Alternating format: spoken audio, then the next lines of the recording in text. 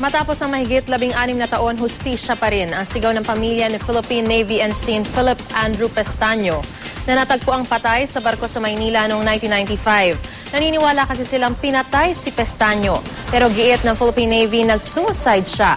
Ang mainit na balita hatid ni Cedric Castillo. Sa isang misa sa Ateneo de Manila University, ginunita ng mga kabatch sa Ateneo High School Class of 1989 at mga kaanak ni dating Philippine Navy Officer Philip Andrew Pestaño. Ang mahigit 16 na taong anilay patuloy na paghahanap ng hustisya sa pagkakapaslang di umano kay Pestaño. Sinabi ng lead counsel ng pamilya at dating Senador Nene Pimentel na hindi magiging madali ang susuungin nilang laban.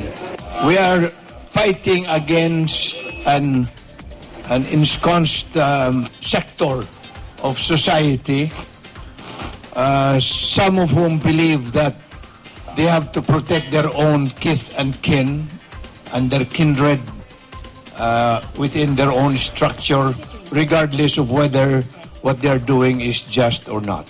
Ang ama naman ng namatay na opisyal ng Navy muling nagpahayag ng saloobin sa sinapit ng anak. When I held Philip in my arm, I only had one promise. To go to the bottom of this case and find out the truth, and that is whether he committed suicide or not.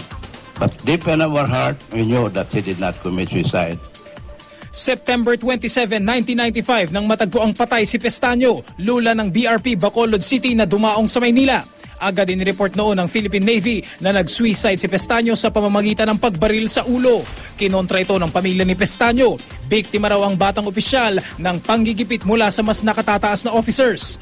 Matapos umanong madiskubre ni Pestaño na ginagamit ang barko ng Philippine Navy para mag-deliver ng umano'y illegal na troso at ipinagbabawal na gamot. 1997 nang irekomenda ng Senado sa Office of the Ombudsman na kasuhan ang ilang opisyal ng Navy para sa pagpatay kay Pestaño. Sa ilalim naman ni dating Ombudsman Mercedes Gutierrez noong 2009, ibinasura ang kaso laban sa mga opisyal. Pero nitong nakaraang Enero, sa ilalim naman ni Ombudsman Conchita Carpio Morales, muling nabuksan ang kaso at 10 Navy officers at enlisted personnel ang kinasuhan ng murder. Matagal po siguro sapagkat meron pang motion for reconsideration, hanapin pa talaga kung saan ba ito dapat ma-file, and when that happens, siguro matapos yan mga 3 months pa siguro bago magsimula pa ang kaso.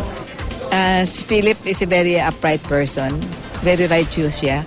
So from the very beginning, ang moral values niya is very, very high talaga. So galit na galit siya sa mga katiwalian. Cedric Castillo, GMA News.